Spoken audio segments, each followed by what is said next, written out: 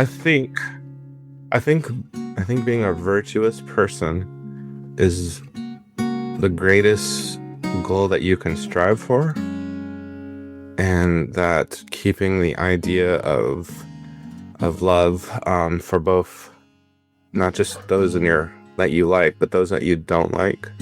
So loving your enemies is a very important concept, and if you're striving towards that, it's just better for everybody than being selfish. Everybody, welcome back to Living the Next Chapter, author podcast. Get to meet amazing authors from around the world.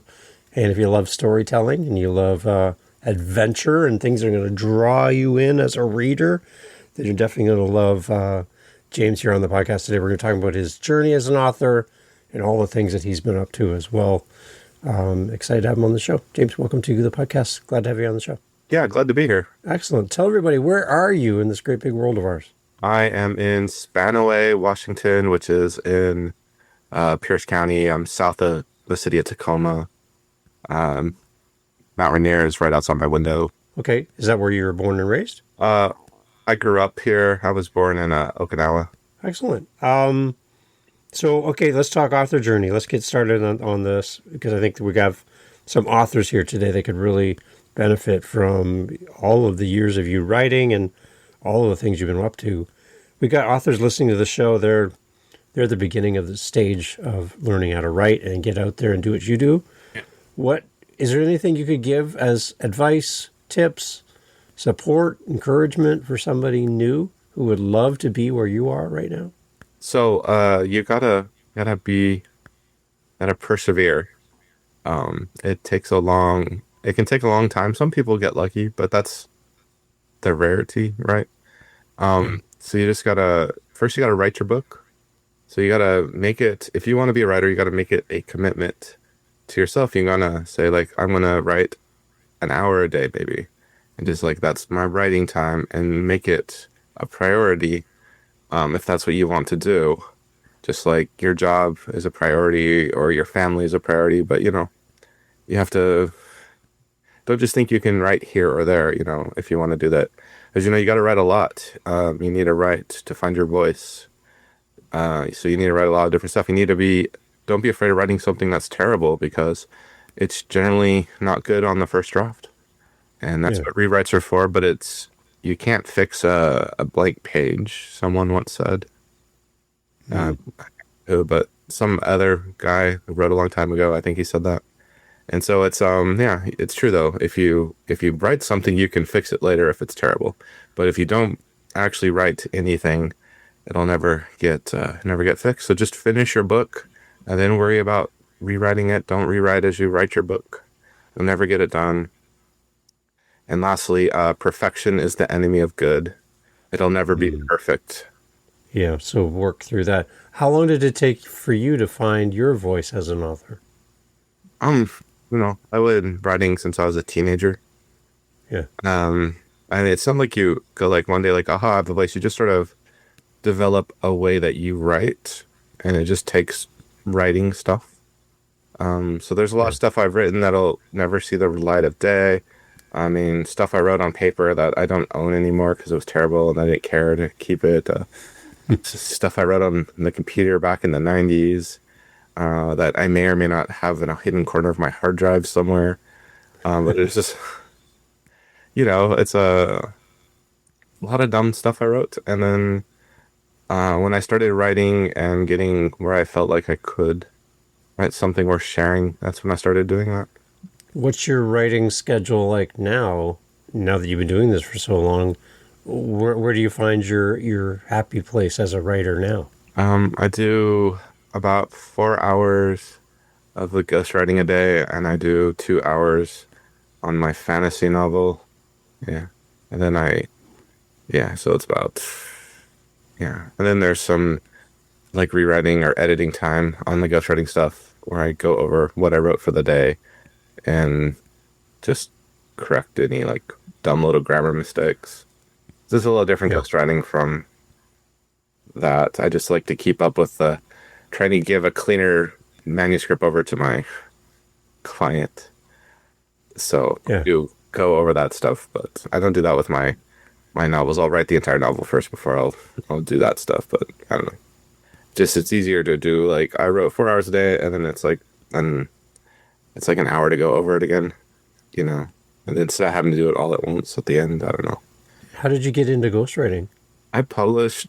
I first started sharing stuff on free story sites, and then people were like, "Hey, you're a really good author. I want to write this story, but I can't write." And then like, I'll pay you money to write my story for me. Hmm. And then you just, sort of, then you just get other people want that, and then you just, you get some people who are clients, and they make money somehow off of me writing stuff for them because they're, I don't know, they're better marketers than I am, or or Yeah. they're publishing in a genre that I don't really like, want to write it myself, so there's just more ravenous fan base.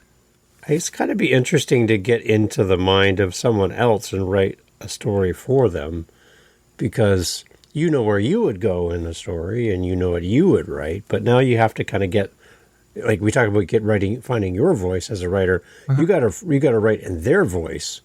That's No, a totally different still writing in exercise, my right? voice. Yeah. Yeah. I mean, I'm trying to write in a different genre though. So it's different genre Okay. conventions and trying to get their outline to make sense Yeah. and get them something that they like, hopefully. Do you That's like, spend time with the person you're writing for? yeah, they tell me what they want and Yeah. Interesting. yeah. And then they give me the details and I some clients will give you more freedom to flesh it out and some clients won't, you know. But that's the client's decision. Some are like, hey, here's Yeah. the basic plot. You do stuff.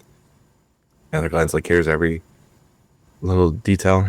Yeah. Do you find it satisfying to write for someone else and not get the credit I per find it se that you would get if you wrote your own book? I find it better than working a 9 to 5 job. Yeah, oh, there it is. I like So that. yeah, Yeah. I don't know. It's not. Sometimes it's bad. Sometimes it's not. Sometimes it's a chore. Sometimes it's not. Sometimes I like it more than I do. But Yeah. ultimately, it's just a way to pay my bills. So people are finding you, or are you going out telling people you do this for people? I have a client base now. I've been doing this since 2013. Well, and you just build that up over time. That's good. Yeah. Anything different for a ghostwriter listening? Suggestions for somebody who wants to get into ghostwriting I that maybe mean, we haven't talked about already? it's like I don't know. Some people, it's like you kind of you have to get lucky and meet people that want you to write for them, and then they recommend you to other people, and then it's it's not like there's a at least that's how I did it. I don't know if there's other ways you get into ghostwriting. That's how I got into it. I don't know how like professional ghostwriters who do it for like politicians or whatever get into it, Yeah. or or how like you get those like Stephen Patterson books and they always have like that other name on there, and that's really the guy that wrote it, and he's just putting his name on. I don't know how you get Yeah, yeah. Yeah. like I never got into trad publishing book. When you're doing ghostwriting, are you doing mostly fiction or are you doing nonfiction or what are you writing? It's mostly romance, or I should say Romance? Oh, it's romance. romance. It's romance. Yeah. Is it? Yeah. Okay. Nice. Okay. Well, there you go. So that, do you find that writing for other people helps you to be a better author for your own books? I mean, it certainly gives you more hours writing.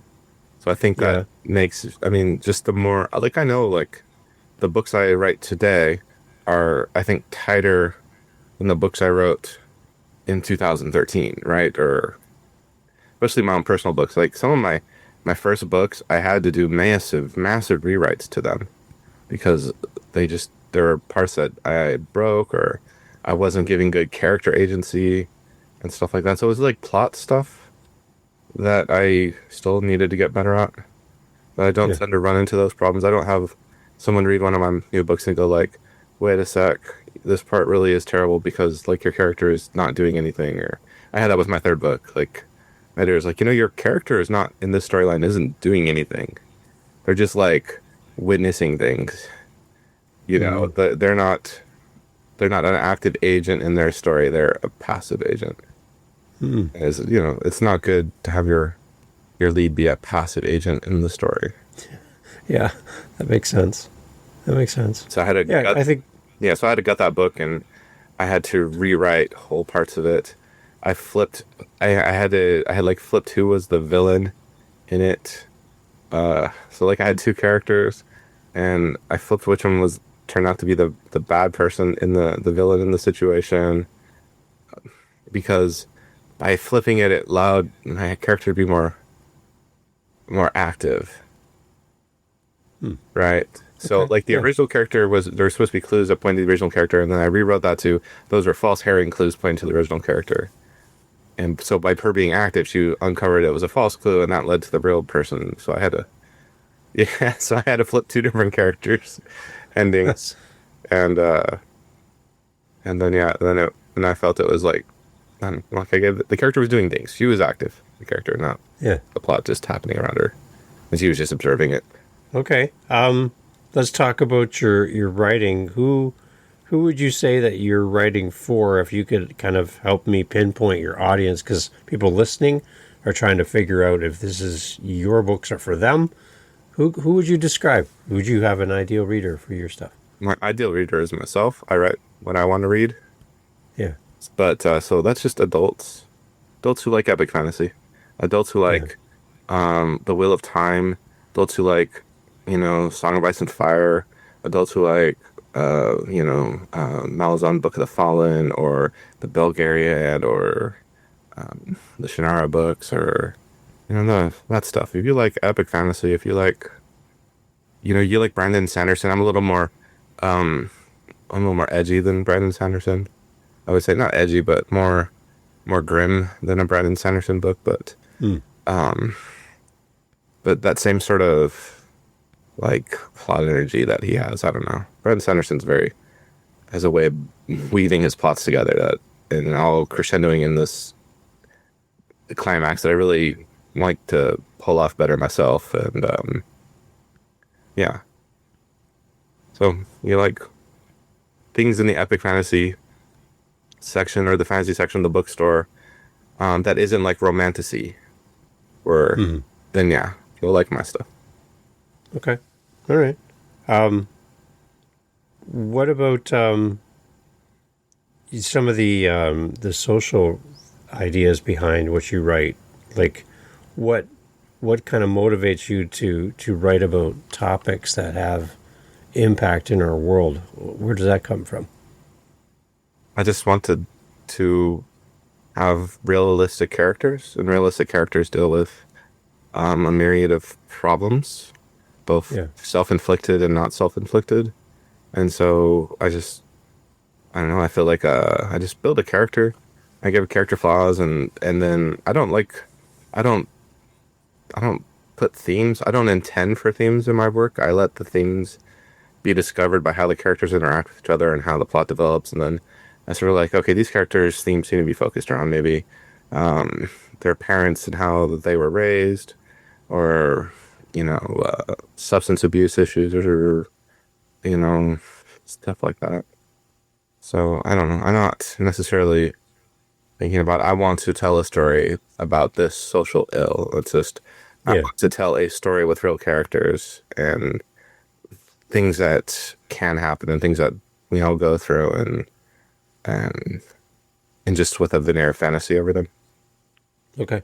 Do you have a common thread across what you tend to write, or do Well, you yeah, kind of approach them as the, separate projects? the common thread would be like because I think epic fantasy is more than any other genre is a heroic genre in that it's fundamentally about good and evil and about overcoming evil and that evil can come in so many different forms. But for the character who's no matter how like flawed or broken they are, that they are striving to be like a better person. They're striving to oppose the evil, and sometimes they make mistakes. Sometimes they fail and break, and sometimes they come out stronger through the process. It's like a crucible, and they're being and hammered into something better by the process. And so while my stories can be dark, they're not without hope.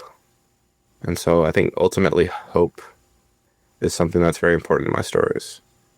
There's always like this glimmer of hope. In fact, I my series What Darkness Hides kind of really is all about that, where it's where the people are in the worst possible situation imaginable, and there's still that tiny glimmer of hope that they cling to that keeps them striving against the darkness. And is that part of your own personal story that this is so important for you as a writer to be going down this path? You could write about anything, but I this seems think, really important to you. I think, I think being a virtuous person is the greatest goal that you can strive for, and that keeping the idea of love for both not just those in your that you like, but those that you don't like.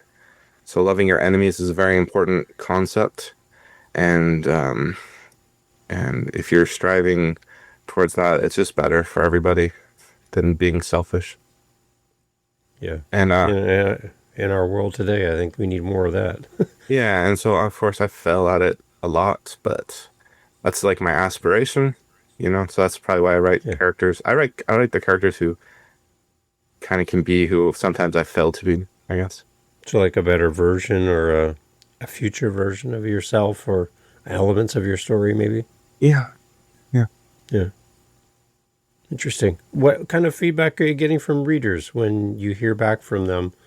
Anything kind of stand out for you as an author? You're like, oh, that's interesting that you took that from my book and I didn't really intend that maybe as a writer. I get the feedback I get most is my characters. Like people really Okay. love my characters, and they love to follow their journeys, and they hate me when I kill their favorite character, and and they just and it's because of the characters. It's why they keep reading the stories because they fall in love with the characters and they want to know what happens to them.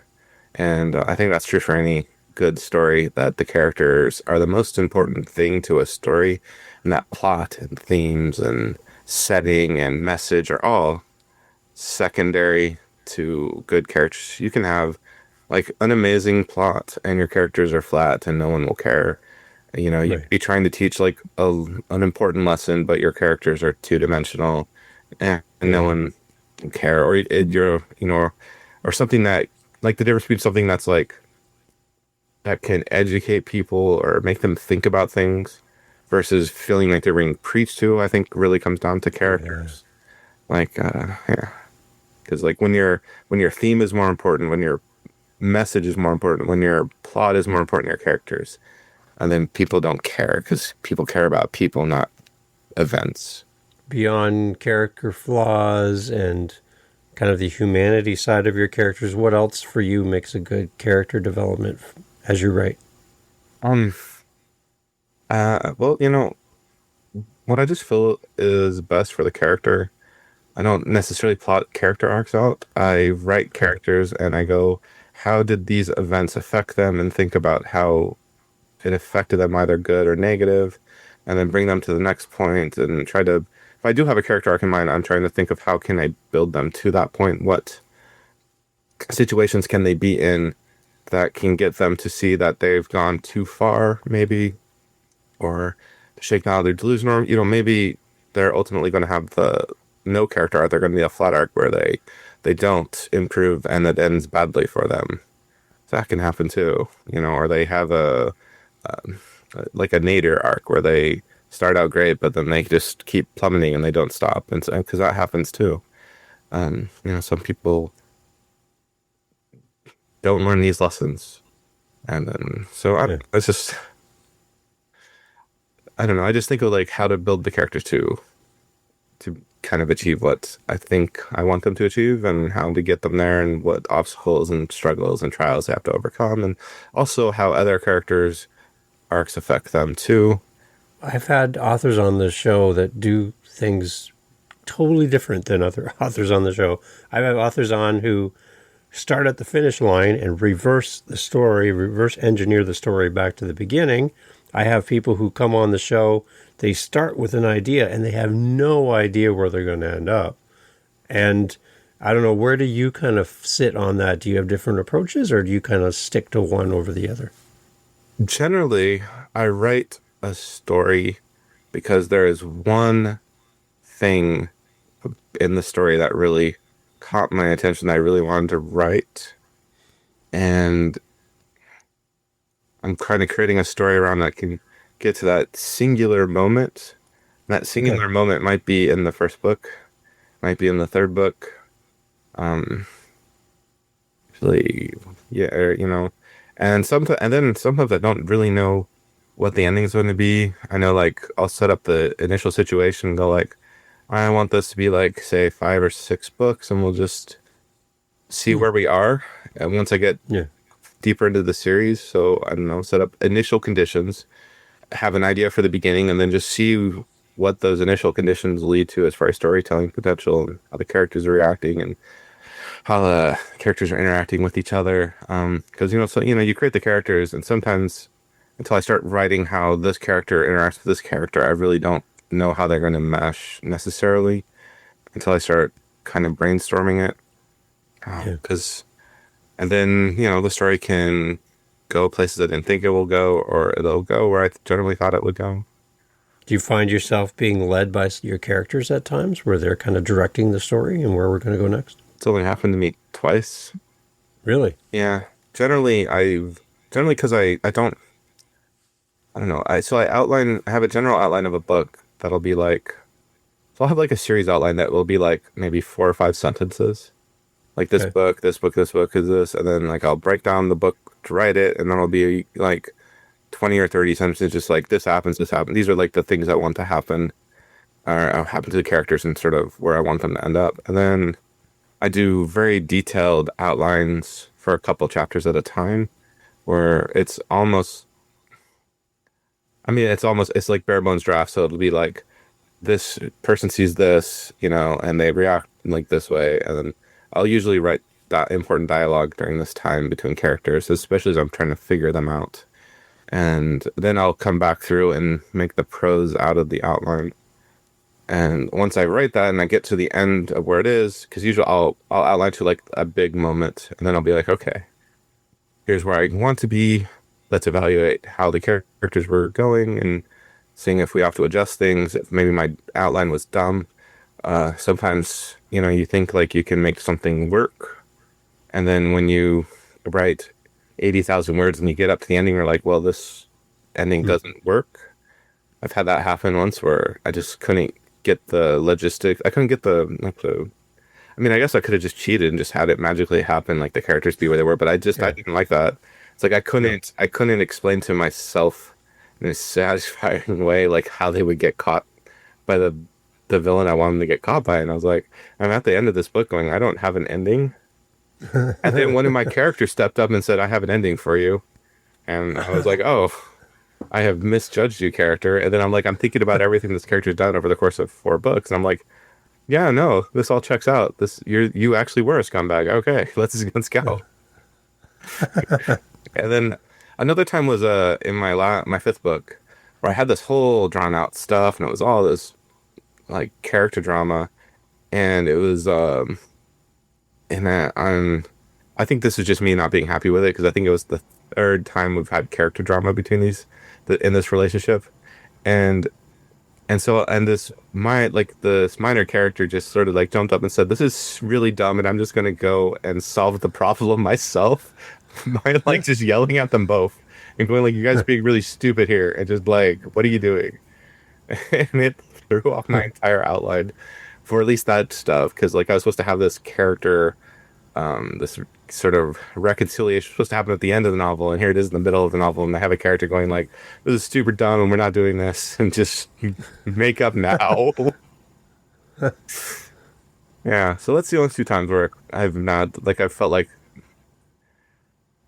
I'm really honest. I just feel like one was my subconscious going like, "Here's a solution to your problem," and my Yeah. subconscious another time going like, "This is not working. Let's just clean this up now and just not waste time on the story." So that's the only Hmm. 2 times. So Interesting. it's not like my characters took control. I just feel it's just my subconscious going like, "This is dumb. Here's a better solution. Yeah. You go with Yeah. that." That's interesting. Yeah, because I guess when you do get stuck as you're writing, then you're like, I hear people talk on this show too that they don't know what to do, right? And they just stop. And they're like, I don't know where to go in this story. I don't know what the next thing is, and I don't know.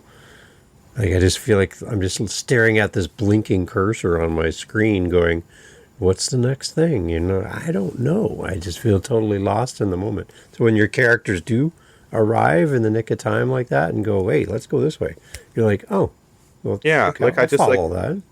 so I just wrote it up, and I'm here at the end going like, this is like an ending, but there wasn't like something. There wasn't just like this final like gut punch or whatever. And I'm just sitting there going like, well, what do I do now? My entire ending is fallen apart. Yeah. Like it's not working. And then this character was like, and so I was like, okay, I just need to resolve this love triangle, right? Because I was when I created this character, so it was like my first time doing uh, like a female only POV. So just like one, not only one character, but a female character to tell you to challenge myself. And so I created two male characters to be potential love interests. And I had the idea that I don't know which one I want her to end up with. I was going to let their chemistry sort of develop and see like which one I felt as I'm writing was the better fit. And one of them like was going to be a potential villain if I chose not to have them be the love interest. Like I had written in of like some stuff that I could pull the trigger and make them into a villain by revealing like some stuff. And the other one, and then when I got to the point in the fourth book, I'm like, no, I don't want to pull the trigger on this one. So I actually like these two together, and so Mm. I don't like the other guy. And so I was like, basically, he's like, she needs to like, kind of like, hey, I'm like with this other guy now, and need to let him down. But he's been Yeah. helping her out all this time, kind of at his own risk. And I was looking back at all this stuff and like, why is he helping her out? And I was looking at his background, where it came from, and I was like, there's a lot of stuff that clicked here. And I just like, okay, well, no, I can have him be a different sort of villain, not one who is active against her, but the moment she has denied him what he wants, he reacted Mm. badly to it because he comes from a very broken and unhealthy place, and he's like basically like an assassin, or he works for like the secret police, and he came up and like he grew up in like this like in the ghetto, so he's like he didn't have a very good moral framework. And so when I was like, oh, suddenly he's like, hey, I'm being denied what I want, and I'm not going to do that. I'm gonna take over. I was like, oh, okay. And so then we had a finale where things got Okay. real dicey, and I wasn't expecting it, and it gave my lead character a whole story arc for the final book. I didn't expect her to have to deal with, and Mm. but I think ultimately it made the series better. So a little bit of romance there in that story. Is that Well, kind of come from your yeah, ghostwriting there's little always side? there's always like, listen, Yeah. when I say romantasy, I mean it's like they're they're like they're romance novels with a fantasy skin over them. They're just Okay. all Yeah. so Yeah. the romance is the heart of it. Where in this, they're stories about people. So of course there's romances. Of Yeah. course there's Right. people having relations and stuff. That's just normal. I mean, Yeah. I mean, and I like it. I like having like characters like get together, fall in love, and like maybe both of them will survive the end of the series and they could like be happy at the end of it, or Yeah. maybe not. But I do like that dynamic. I like exploring that dynamic. Yeah. It's It's just a big part of. it's not the romance isn't the central thing. It's like Yeah. it's just a part. It's just another part of like it. Yeah. Yeah. Like I've done like someone you can call like mysteries, but the mystery isn't really the core of everything going on. It's just a part of the story that there's a crime mystery going on in this book. Yeah. I had a novel where it was like kind of was a heist novel. Like I did a heist novel for like the first part, the first book in the series, and then Hmm. the second book is like the fallout from the heist and Hmm. yeah. When you sit down to write a new series, do you have any idea of how many books you're looking at writing? How does that kind of develop for you? I so like I feel like I sit down, I have an idea of like this is the book and this is the story and this is kind of where I want the story to be, and I just go like I feel like this is a 3 book series. Or I go like, Okay. this is like 5 books. 5 books, I feel like I could tell this story. And sometimes I'm wrong, and sometimes I'm right. The series I'm publishing right now, Rise of the Dragon Knights, I thought it was going to be 5, and it turned out to be 7. Um, Oh, Another book series, Shadow of the Dragons, I didn't know how long it would be. Because I just wanted to be this sort of like long quest across the world, and I wasn't sure how many books it would take to do that. And I mean, that one ended up being 12 books. And 12. There's an arc. Oh my gosh. yeah, oh, I had a big world. I purposely created a big world with a lot of different things in it. So they're going to do places with new threats they have to kind of, deal with. So it's not like same old, and sort of increasing the villains and sort of introducing like a new sub villain to come in for a while and be but all sort of still building towards this ultimate goal. But yeah, it was. Yeah, it's I created a big world just for that purpose, so I could have my characters go all over it and have like interesting, cool things happening.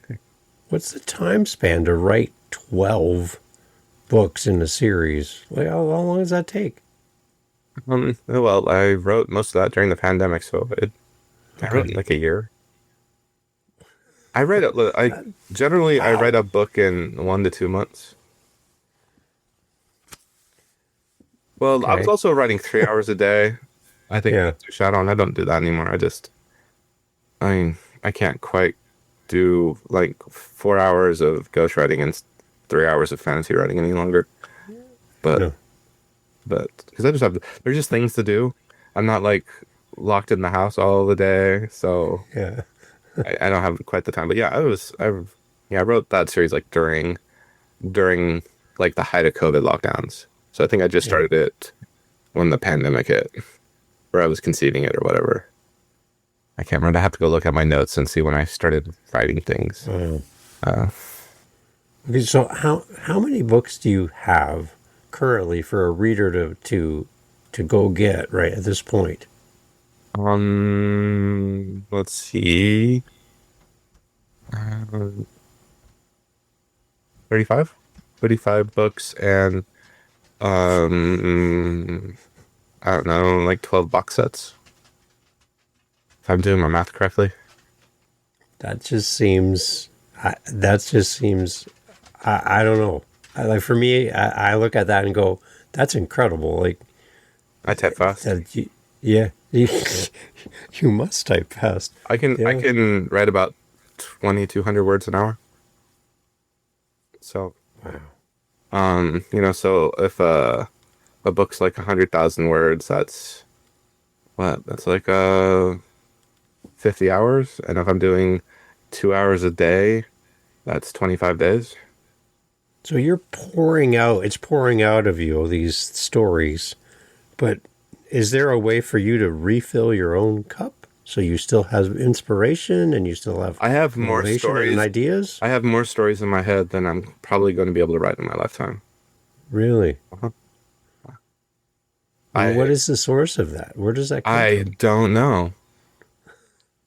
I don't understand It's where. incredible, And how do you explain where inspiration comes from? It just happens. right? You're I just know. like an idea pops into your head. Like you're watching something on TV, like, what if this, and then, you're listening to a music Listen, and you're like yeah. a song lyric suddenly sparks an idea in your head, and then you're just like, there's a new story. I don't know. I don't Wow, understand how it works. it does work. It does, but I can possibly tell you why it works or how it works or Is there times though where you just don't? It's not flowing as well as you wish it would. sometimes you just kind of have to just force yourself to write. Yeah. Just put yourself in that space where you're creative and No, you just have creativity to finds you. No, you just have to go like I'm here to type for the next hour and I just need to Yeah. type. I have an outline, I just got to do it. Yeah. And sometimes it just feels like a chore, but oh well. Like, it's still at the end of the day it's a job. And sometimes your job Yeah. just sucks and you don't want to do it, but you do it. But I don't know, I've had days like that. Like I was writing with when I was co-authoring with Michael, and I'd send him what I wrote for the day, and I'd be like, man, he'd be like, man, this is great. I loved it. I was like, well, I'm glad you did, 'cause it felt like pulling teeth to write today. And And he's like, no, it's great. And I'm like, okay, well, if you're happy with it, because it felt like her, you know. What other authors inspire you as a writer? Maybe even some of your formative years when you first started. Any other authors stand out that you're like, oh, I really like how they approach writing? Well, I like J.R.R. Tolkien for his world building and his ideas. Yeah. I like Robert Jordan for his character POVs. It is a very limited third person omniscient character. So it's like the character is telling the story. Sort of like the Mm. character is almost the narrator. And that's fun because you can hide stuff in a character's misunderstanding of things. Uh, Hmm. so I like that tactic. I like R. Scott Bakker for his philosophy and his sort of complicated characters. He makes some characters that kind of I don't know, like he twists like kind of standard character archetypes into something very different but unique to him that I don't know if I can ever emulate, but just like I don't know his level of characters. I like Brandon Sanderson for how he just makes all his plots come together at the end of a book into this craziness. That's fun to read and like to try that. Like I said, when I wrote Shadow of the Dragon, I kind of want to do this quest series, sort of based off like David Eddings, like Belgaria and Mallory his the Illunium and Temlai series, where they're always going on quests and like, venturing around the world and meeting new peoples and new local dangers and stuff. So I wanted to do that for a series. Um, um, and like Malazan Book the Fallen, so I've tried to do some like war like military stuff with fantasy military stuff like he does with Steven Erickson does with his Malzahn Book the Fallen series. Mm. Yeah, Interesting. So, what are you working on today, this week? Like, what's your project right now currently? I'm still editing and getting ready for publishing the Rise of the Dragon Knight books, Okay. which just feels like it's never ending. But yeah, so I'm almost got the sixth book ready for my editor, and I need to get the third book ready and get it uploaded on the Amazon, and I need to promote the second book coming out in a couple weeks, and I need to get the fourth book then ready for publication, get the seventh book ready for my editor, and then when she's going to give me the stuff back for the sixth book, I have to go through all that stuff, and so once I another month, I think of not this sort of editing, I'll be finally free to write again.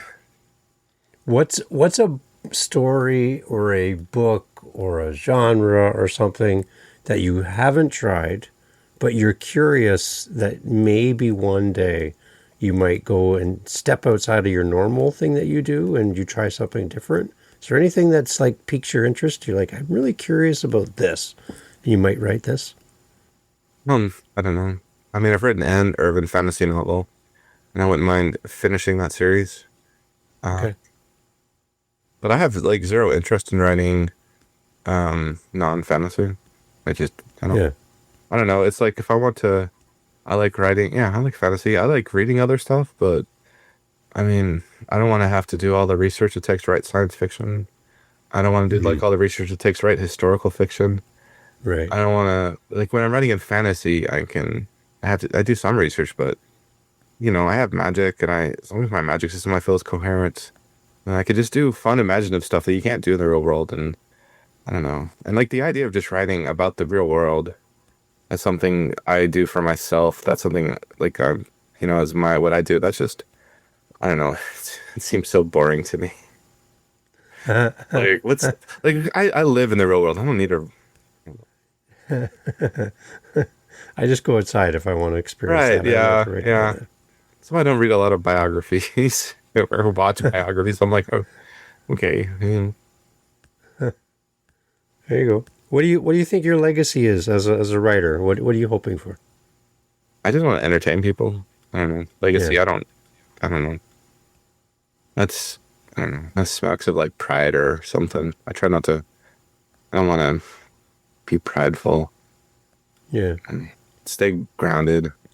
You're leaving your mark on this world though with this amount of books and writings and people following your journey. There's a part of that we kind of owe our audience a piece of ourselves, right? But I don't know. I think if I wanted to leave my mark on the world, there's, I don't know, better ways to do it than writing a book or whatever.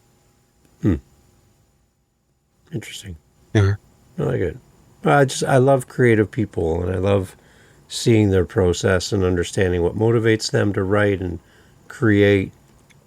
It's not the What typical thing that everybody does, what right? So that's motivates what me I to like. write is there's all these stories in my head that I want to get out, Yeah, and I need yeah, to release them. yeah, That's what motivates me to write. And ultimately, I just hope people will like them. yeah, But I mean, I still do it even if no one liked them, just because I got to get out of my head. yeah. Hmm. Let's talk about where people can connect with you, James, to know more about you and what's coming next for you. I'm sure that there's readers that would love to have to be able to send you messages and just encourage you from Yeah, a reader's perspective. yeah. Where do you want to send them? Facebook, Facebook's where I'm most active. Okay. Um, there's like my own reader group, which is called Dreaming Between Worlds. There's my author page, JMD Reid. I'm also active in the fantasy/sci-fi focus group, run by my co-author Michael Evan. And yeah, technically I'm Instagram and I'm on X, and I have a newsletter. I need to send out more because I forget about it sometimes. And yeah, so yeah, basically though Facebook. Okay. That's good. Where's your newsletter housed? Where do you do that? When I do it through Mailchimp, there's like Okay. there'll be Yeah. like if you go like on my profile, there should be like a sign up link for Okay. it, like in my bio. I believe I was smart enough to do that. Now I'm curious. Okay. There you go. I I love it. actually did that, but I think so. It should be there on the Facebook group. Yeah. Good. I used to put on my Amazon books, but then Amazon changed their terms of service and they don't like you using your books to collect newsletters. At least that's what I was told. And I was like, Oh, oh, oh, I want interesting. to make Amazon mad at me. No, don't do that. They have people who's new no people. Yeah, yeah, I like that. You always hear Yeah, stories about authors that get banned off Amazon for the dumbest reasons. yeah. You're just like, eh. I love it. Well, James, it's so great to have you on the show and to hear your journey. Again, like so prolific as an author to keep writing. And I just love that the stories find you. I think that your stories come to you because you're a good servant to the story and you want to get these stories out there. So as long as you stay open to these, I think there's not going to be an end in sight No, for the that's next true. story. I always Right? think of like a new story idea. Most of them I forget about, but some stuck around the back of my head for years. Yeah. Years. I think one's been back there for like 15 years now. Just percolating in the background. Yeah, it's it's the story that I'm like, I just need to write something else before I felt like I was ready to write this one. And now I've written like 37 books since then. It's so now I'm just like, why? I don't know. It's just like it's always like it's because it's always like a new shiny thing. It's like, ooh, new shiny, and then I write the like I like get to the end of a book series, and suddenly it's like, all right, I need to come up with what book series you got. Like all these ideas in my head, then like new shiny idea pops up, and I'm like, oh, new shiny, and I'll just go do that one. And then the older stories are like, well, we're still here waiting. When are you going to get Yeah. to us? I'm envisioning a bus stop when all your stories are waiting for the next bus, and it's like, Yeah, we'll wait for the next one. Well, there he goes again, a new idea. We'll see you later. Yeah, I yeah. like it. Well, I don't know. But part of me sometimes just wonders like if I just like stopped ghostwriting and then jumped all in on writing fantasy, because then I could really release books. Um, but ghostwriting's like a guaranteed payment. Yeah, that's kind of a good thing to have. Yeah. That's good. Excellent. Jason, well, thank you so much for being on the show. Really great to have you on. Yeah. Keep writing, keep sharing your stories. Really, really inspiring to talk to you and hear how you do what you do. It's outstanding. It's incredible. Thanks. Excellent. Everyone, all the information, as always, in the show notes. I know James would love to hear your thoughts about the books, the writings. our authors love hearing from you as a reader. It's Yeah. just it's Yeah. You just, encouraging, right? yeah, drop me a message. Yeah. It's great. Yeah. Yeah, and let them know what book and what character, what part of the story stuck out to you. All those things are really interesting from an author's perspective to hear your thoughts on where the story took you. And I think that's really interesting for our guests as well. So Yeah. excellent. James, thank you again so much for being on the show. Thank you. Excellent. Everyone, all the information is always in the show notes. Make sure you go check out James. And again, like I said, leave him some feedback. Leave a review when you buy his books. There's a lot of books to buy. When you buy his books, please leave that great review. I think people would like to know. James, again, thank you so much. Yep. Thank you.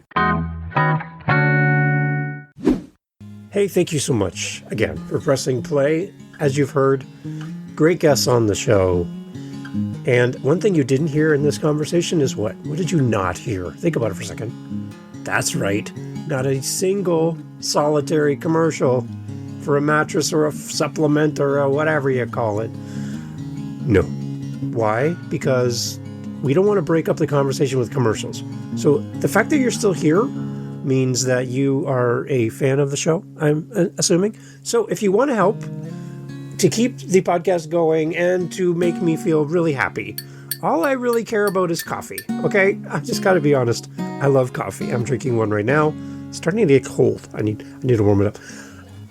Helping us with our Buy Me a Coffee link over at livingthenextchapter.com and also in the show notes helps kind of keep the lights on around here. Remember, I'm doing this for free. I'm paying for everything. So I would love to have a little coffee donation, even $5 kind of fills up my cup. And I would love to enjoy a coffee from you. So if you're interested, again, thank you for listening. But you can use our Buy Me a Coffee link and fill up the cup. Thanks for being here.